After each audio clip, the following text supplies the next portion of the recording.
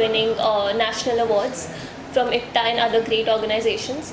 So looking at my interest in acting, my parents decided to move our family from Agra to Mumbai in 2010, and that's where my journey started in acting. And उसके बाद यहाँ पे आके थोड़ा सा struggle था for the first year, but उसके बाद I started getting some great shows. So my first show was Chhote Miyan chapter 3 on Colors, which is a stand up comedy reality show on Colors. उसके बाद I played the role of Mandeep in the show shake it up on Disney, and then I played the role of Pihu in the show hello Pratibha on ZTV. Did the ads of Snapdeal, UNICEF, played cameo roles in Balika Vadhu, Parvarish, Aada Full, and then finally I played the role of Sunidhi in the movie Hichki by Yash Raj Films. All the characters were vastly different from each other, and that helped me bring a lot of versatility to the table.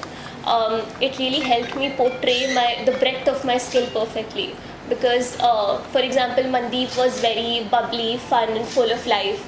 Pihu was very emotional, centered, and that's why I think I was able to give justice to both characters by just expressing my skill. कितना मुश्किल था struggle की अगर बात करें, कितना मुश्किल था, एक स्ट्रगल होता है बच्चे के लिए, स्कूल जाना है, उसके बाद कितना मुश्किल था आपके लिए जब आगरा से यहाँ शिफ्ट हुए? इनिशियली थोड़ा टफ था, बट बिकॉज मुझे पढ़ाई में इतना ज़्यादा इंटरेस्ट था तो मेरे लिए इतना ज़्यादा टफ नहीं था, बिकॉज मैं उसको बैलेंस कर पा रही थी. तो इवन ऑन द शूट्स हमेशा you could find me in a corner on the set with my nose in the books, because I used to love studying so much, and that interest in academics is what shaped my interest in finance and strategy. So it was a little difficult in terms of timing, but because of my parents I could manage everything कि ठीक है दिन में school है, उसके बाद दोपहर से रात तक शूट है, पूरा हम साल का प्लान करके रखते थे एडवांस में कि this is how we have to prioritise our timing. So we were able to manage it. पहले कौन सा प्रोजेक्ट था और कितना मेहनतनामा मिला था आपको, वो चीज़ आपको कितना याद है आज तक? सबसे पहला प्रोजेक्ट छोटे मियाँ चैप्टर 3 था. थोड़ा इंटिमिडेटिंग था बिकॉज हम तभी आए थे मुंबई, एंड मैंने स्टेज शोज़ बहुत किए थे, but this was the first time I was facing a camera, and that too a reality show which was a competition. And comedy is something जो मैंने पहले ट्राई नहीं की थी. बट मेरे काफ़ी गुरुज थे उस शो में जिन्होंने मुझे मेंटोर किया, मुझे अच्छी स्क्रिप्ट्स दी एंड धीरे धीरे मैंने उस स्किल को काफ़ी पॉलिश किया। इनिशियली एलिमिनेट होके मैं वाइल्ड कार्ड एंट्री से फिर से वापस आई थी एंड उस शो में जजेस थे Mahima Chaudhary ma'am and Sachin Pilgaonkar sir and उन्होंने मेरी बहुत तारीफ़ की थी, मुझे बहुत एनकरेज किया था, मोटिवेट किया था, so all that made it a lot easier. दीदी आप मानते हो इस चीज़ को, जिस टाइम आपने शुरू किया था, हम ये नहीं कहते आप बहुत ज़्यादा उम्र में बड़े हैं, जिस टाइम आपने शुरू किया था इतनी अपॉर्चुनिटी नहीं थी जो आजकल है। ऑडिशन ऑनलाइन हो जाते हैं, फ़ोन पर बात हो जाती है, वीडियो भेजा जाता है, क्या कहना सर, कोई ऐसा वाक़या शेयर करेंगे आप?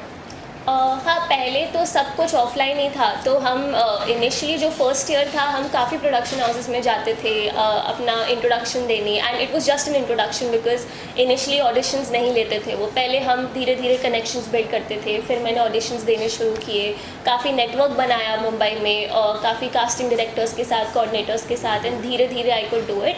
But at the end I would say कि even though it's very difficult, बहुत कंपेटिटिव है एंड आज की एज में जैसे आपने बोला अब तो सब कुछ डिजिटल है तो और भी ज़्यादा कंपेटिटिव है।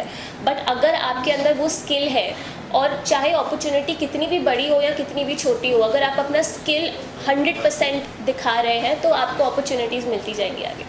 दीदी आपको मुकाम कब मिला जब आप जा रहे थे, आपको लगा कि रिद्धि अरोड़ा ये वो आर्टिस्ट टीवी में आती थी या आ रही है, वो वाक़या शेयर करेंगे हमारे साथ? जो पहला ऐसा शो था जो आपको लोगों ने पहचाना और एक नाम मिला रिद्धि अरोड़ा? वो तब आया जब मैंने शेक इट अप किया था। I played the role of Mandeep in shake it up and वो मेरा लाइफ का सबसे पॉपुलर कैरेक्टर था and that was because Disney is very popular among the kids. तो जो एक बार आई रिमेंबर मैं मैजिका गई थी विद माई फैमिली एंड वहाँ पे काफ़ी लोगों ने मुझे घेर लिया था बिकॉज सब लोगों ने, आधे लोगों ने शेक इट अप देखा था, आधे लोगों ने हेलो प्रतिभा देखा था। तो वो I think it was one of the first moments when I felt कि I just felt so happy that so many people know me and they're touched by what I do. ये मुंबई जो है, ये मुंबई मायानगरी है, हर कोई सपना लेके आता है, हर कोई दूसरे शहर से है यहाँ पर। तो कहा जाता है मुंबई के थपेड़े इंसान को या तो भगा देते हैं या बना देते हैं। हाँ, सभी की ये कहानी है, तो इस बारे में आप क्या कहें? कभी आपका ऐसा हुआ कि वापस जाना चाहिए मुंबई से कि काम नहीं मिलेगा? आई थिंक वो जो एक करेज था, तब मैं बहुत छोटी थी तो उस चीज़ के लिए मैं बोलूँगी कि मेरे पेरेंट्स के अंदर बहुत स्ट्रेंथ थी। काफ़ी बार ऐसा था कि हमने काफ़ी फेलियर्स देखे हैं, काफ़ी बार ऐसा भी हुआ था कि प्रोजेक्ट साइन हो चुका था एंड उसके बाद the production house backed out कि नहीं, we can't do this, like we can't do this with you any more. So ऐसे रिजेक्शंस भी हमने बहुत देखे हैं। काफ़ी बार शॉर्टलिस्ट होती थी टिल दी एंड बट फिर भी नहीं वर्कआउट होता था। तो failures is something that is a part of being in the TV and Bollywood industry and you will have to build the muscle to be okay with it.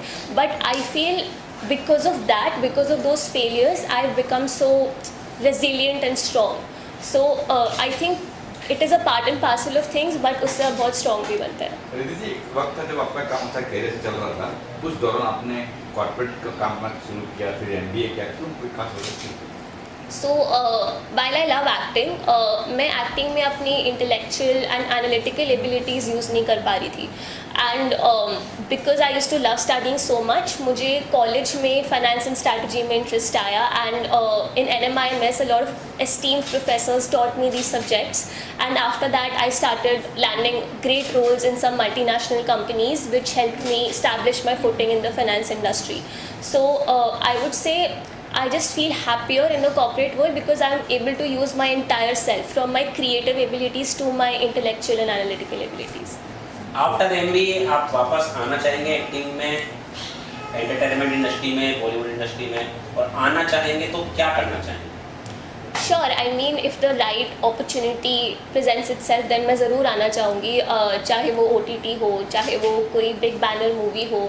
मेरे लिए entertainment industry was my first love, so अगर कोई अच्छी opportunity आती है then why not. इंसान जब गुरु है आपका कोई, इस फील्ड में गुरु है आपका, किसी गुरु बना आपके लिए गुरु है या किसी इंस्पायर हुआ? मेरे बहुत सारे गुरु रहे हैं शुरुआत से, मतलब डांसिंग में मैंने कथक सीखा था राशि जौहरी जी से, एक्टिंग में मेरे काफ़ी डायरेक्टर्स थे, सो शेक इट अप में ऋषि सर थे, हेलो प्रतिभा में स्माइल सर थे।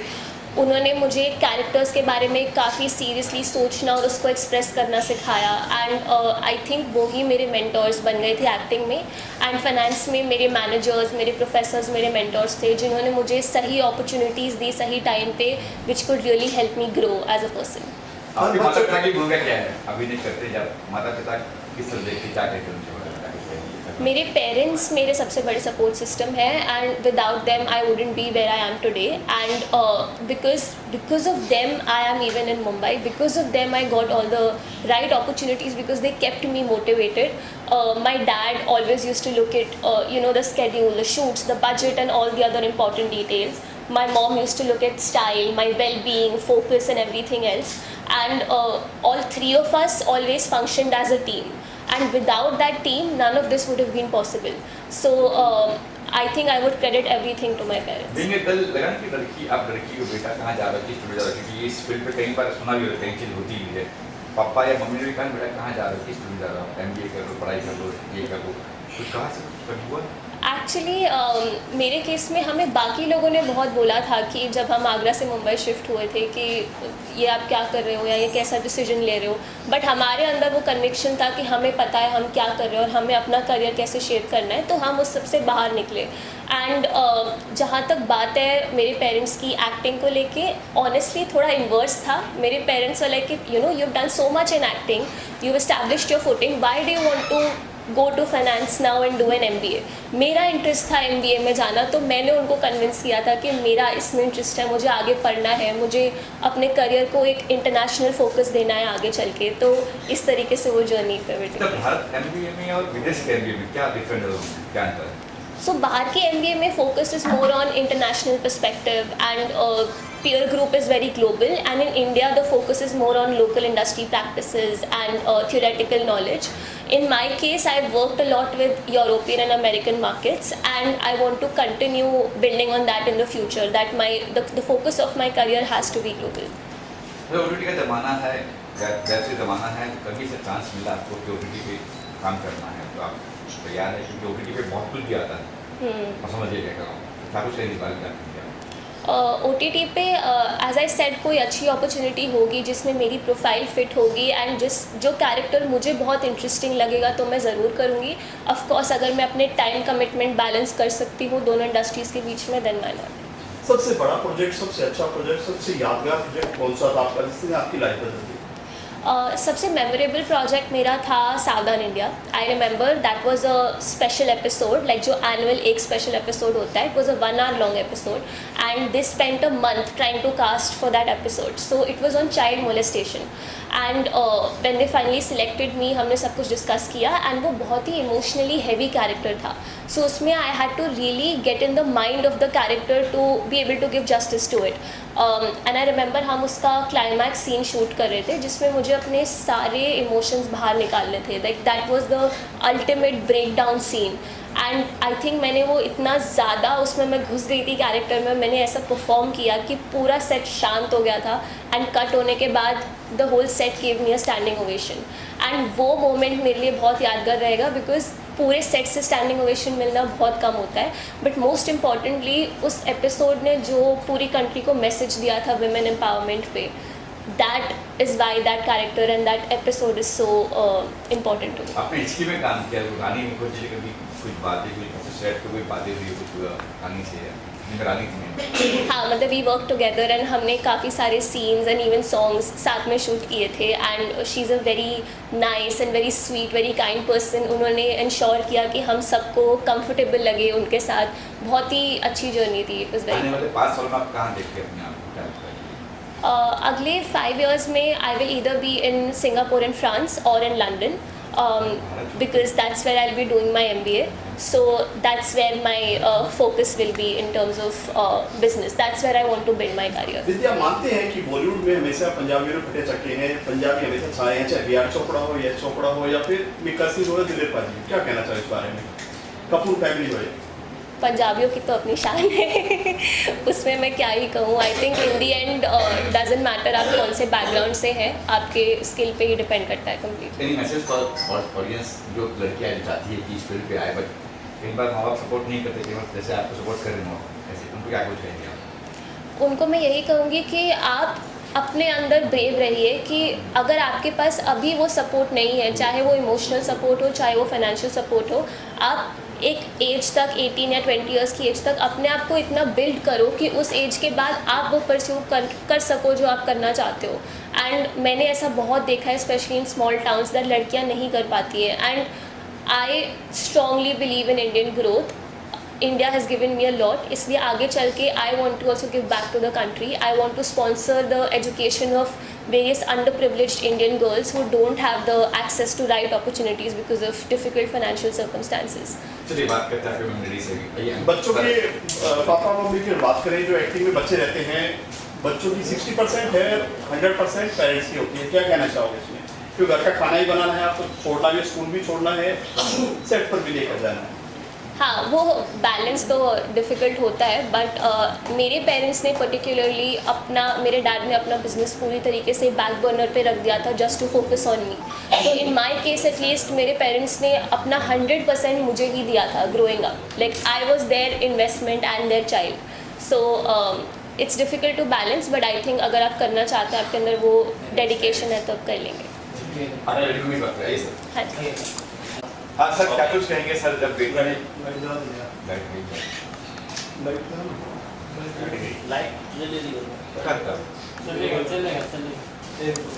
क्या कुछ कहेंगे अपनी, मतलब कहेंगे कि आजकल बेटियां लड़के के मुकाबले में एकदम साथ में, क्या कुछ कहेंगे जब लड़की ने कहा कि मुझे एक्टर बनना है, मम्मी और डैडी का क्या रिएक्शन था कि बेटी कहाँ जा रही, फिल्म पे क्या है, तुम आगरा वाले, हमें मुंबई जाना है, क्या ठीक था सकता? ये जर्नी बहुत लंबी है। जब वो 4 साल की थी और आज वो 25 साल की है, तो 4 साल से 25 साल तक 21 साल की जर्नी इतनी जल्दी नहीं बोली जा सकती, बताई जा सकती। मगर इतना ज़रूर बोलूँगा कि 4 साल के बच्चे ने अपना जलवा 4 साल की उम्र में दिखाया था। एक छोटे से लॉयंस क्लब के शो में उसने, फैंसी ड्रेस शो में अपना जलवा दिखाया था। कई न्यूज़पेपर में उसकी फ्रंट न्यूज़ आई थी, फोटोग्राफ आई थी। बस उसके बाद कहानी बदलती गई, स्टेज प्रोग्राम मिलते गए। सोनू निगम के साथ शो मिला वहाँ आगरा में, वहाँ और कई सारे प्लेस मिले, थिएटर प्लेस मिले, कई सारे डांस शोज मिलते गए। मगर हमने हमेशा स्टडीज़ को पैरेलल रखा। Studies plus acting plus dance plus anchoring plus modelling, everything was side by side. 1 महीना पहले ही मैं इसका बुकिंग मतलब डेट्स देना, टाइम देना, सब मैं देखता रहता था कब क्या मैनेज हो सकता है। मगर इससे पहले पूछ लेता था, are you comfortable with study, are you comfortable with examination. ऐसे भी मैंने दिन देखे हैं कि सुबह फाइनल एग्ज़ाम हुआ, दोपहर को हम कार में टैक्सी में बैठे हैं, फरीदाबाद जा रहे हैं, भूपेंद्र सिंह हुड्डा जी का प्रोग्राम था, राजीव गांधी के ऊपर इसने बोलना था, एक्टिंग करनी थी, पूरा 10 मिनट इसको बोलना था शंकर सानी के साथ। वो उसके बाद दूसरे दिन सुबह एग्ज़ाम था। तो हमने कैसे उसको किया बैलेंस कि आगरा स्कूल से टैक्सी से होटल से फरीदाबाद ग्राउंड, 25,000 ऑडियंस। उसके बाद रात में वापस, उसी रात को वापस, उसके बाद सुबह फिर दोबारा एग्ज़ाम। तो that is the thing we all 3 did like this. आपका यही कहेंगे कि छोटी थी, 4 साल की थी, तो वहाँ से इसका टैलेंट पता चला। धीरे धीरे इसको एक लाइन दी गई बोलने के लिए। तो इससे कहा, बेटा तू स्टेज पे ये बोल लोगे? जब हाँ बोल लूँगी। इसने वो लाइन एक बोली, वहाँ से लगा कि ये बहुत कॉन्फिडेंट है ये। तो वहाँ धीरे धीरे इसको आगे फिर स्टेज पे इसने स्पीच बोलना शुरू किया। पहले 4 लाइन का दिया, फिर इसको 1 पेज दिया, ऐसे करते थे बहुत स्पीच बोलते बोलते। फिर आगे इसने वो शोज़ वो किए, ये वाले नेशनल अवार्ड्स लिए, उसमें प्ले किए। तो प्ले में इसने बहुत नेशनल अवार्ड्स लिए। तो वहाँ धीरे धीरे फिर ये हम इधर मुंबई आ गए। इसका वहाँ पर आगरा मुंबई से ही एक कॉल आया था कि इसको छोटे मियाँ में सेलेक्ट किया जा रहा है। तो वहीं ऑडिशन हुआ था इसका ऑनलाइन। तो फिर हम लोग मुंबई आ गए वहाँ से इसको लेके। तो बस वहाँ से इसकी शुरुआत हो गई। तो बात होगी फिल्म कैरियर आप किस फील्ड से? वहीं से धीरे धीरे टीवी शोज़ किए इसने, फिर इसको फिल्म मिली। I was doing business in Agra, 2-3 business were there. मैं पढ़ाता भी था, साथ में मेरा ट्रांसपोर्टेशन बिजनेस भी था और कुरियर बिजनेस भी था। उसको मैंने वाइंड अप करना शुरू किया जब इसने कह दिया अब मुझे मुंबई जाना है। हालांकि मुझे 3 साल लग गए मुंबई, आगरा से मुंबई सेटल होने में, आने में, अपना बिजनेस बंद करने में, अपनी शॉप बेचने में, अपना घर बेचने में। वहाँ से यहाँ की जर्नी वो मेरे लिए बड़ी डिफ़िकल्ट थी, मगर इसके स्ट्रेंथ, इसकी मेहनत प्लस इसका एक्टिंग करियर प्लस मैंने इसको कभी रोका नहीं।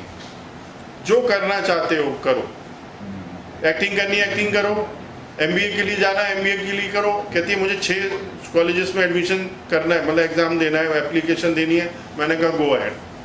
बहुत महंगा था, अभी भी आगे जा रही है, बहुत महंगा वो है MBA. Still I am after her. उस एक्टिंग मैं इसको स्टार बनाने लाया था, स्टार तो बनी, मगर इसको और आगे स्टार बनाना था। मगर उससे पहले इसने कहा कि I am going for MBA, acting तो मैं पूरी ज़िंदगी कर सकती हूँ। आगरा से यहाँ बंद करके यहाँ पर आ गए आप बच्चे के लिए। अब यहाँ से क्या रसिया जाओगे? रूस रसिया जा रही है? रशिया नहीं, फ्रांस एंड रूस फ्रांस सिंगापुर। सी मैं आपको बता दूं अगला स्टेप क्या होगा? अगला स्टेप क्या होगा, मैं अभी आपको प्रेस के सामने बोल देता हूँ।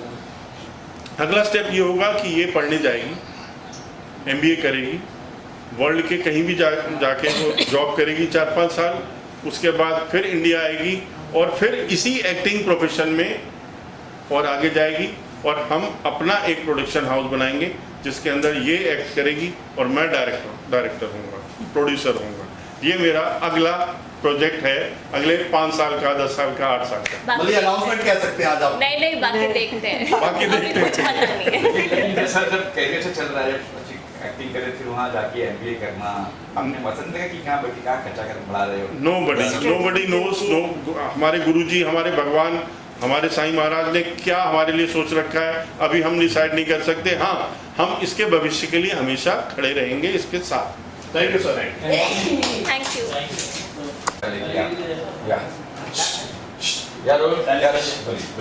आप पूछेंगे या मैं अपने हाँ, बताइए अपने बारे में बताइए अपने बारे में। माई सेल्फ बंद है ना? ये चालू है? अब पता नहीं होता कि हमारे एडिटर को कॉन्फ्रेंस क्या किए हैं। Okay, myself Ayat Shaikh, I am into acting, I do anchoring also, cricket में कमेंट्री भी मैं करती हूँ, and I do modelling as well. So yeah, this is my profile. Riddhi के लिए क्या कुछ कहना चाहेंगे? आपने वीडियो देखी, आपने अभी सुना दिया, आपने क्या कुछ जी। रिद्धि के बारे में? So I am here to wish her all the very best for her MBA career. And जैसे एक्टिंग का तो हमने उनकी जर्नी देखी है, बहुत ही गज़ब की और बहुत ही मज़ेदार जर्नी रही है रिद्धि की। And I really want to appreciate the hard work of her parents, क्योंकि पेरेंट्स के सपोर्ट के बिना इतना आगे आना that is not possible at all. And being a girl I can understand कि लड़कियों के लिए कितना मुश्किल होता है कि अगर फैमिली का सपोर्ट नहीं है और फिर आप इंडस्ट्री में काम कर रहे हो, it is very difficult. So hats off to her parents कि इतना सपोर्ट किया और लड़की को इतना आगे लेके आया। एंड या wishing her all the very best for her MBA career also and for acting career also. यही सवाल आपको भी कि आपको अपने पेरेंट्स कितने सपोर्ट कर रहे हैं एक्टिंग करने में? आई am into industry already from last 6 years and मेरे पेरेंट्स के सपोर्ट से ही मैं यहाँ तक आई हूँ। सो या आई can understand that, I am grateful for having such a supportive parents. तो बीइंग ए शेख कई बार बहुत पेरेंट्स उधर कहाँ जा रहे हो बेटा कि हम बोलिए वाला है कहाँ इस सब चीज़ पे सोचा कभी हुआ है?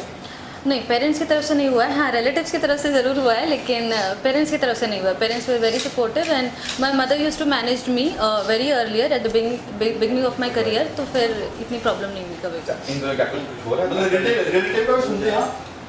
पहले, अब नहीं, अच्छा, इधर कुछ हो रहा है क्या? पहले इनिशियल डेज में जी मेरे इवेंट्स चलते रहते हैं, cricket and all, so that is going every day. Okay, thank you. Ma'am के बारे में आप क्या कर रही हैं?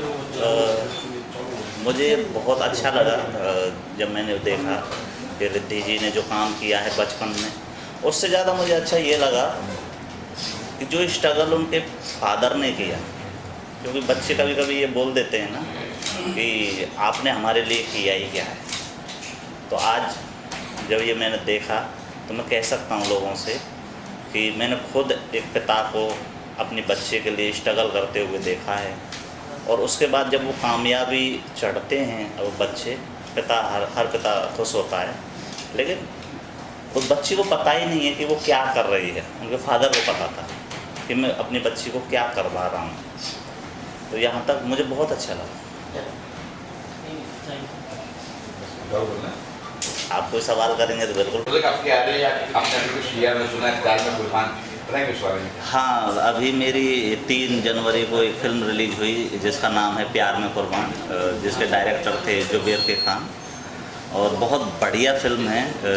थिएटर में अच्छा रेस्पॉन्स मिला हमारी टीम को, सबने मेहनत की थी, बहुत बढ़िया। और एक रिसेंटली मेरी एक फिल्म और अभी शूट पे चल रही है, उसका नाम है अनवांटेड गिफ्ट, और वो भी मैं सेम डायरेक्टर जुबेर के खान, और उस फिल्म में मैं को प्रोड्यूसर भी हूँ। क्या बात है।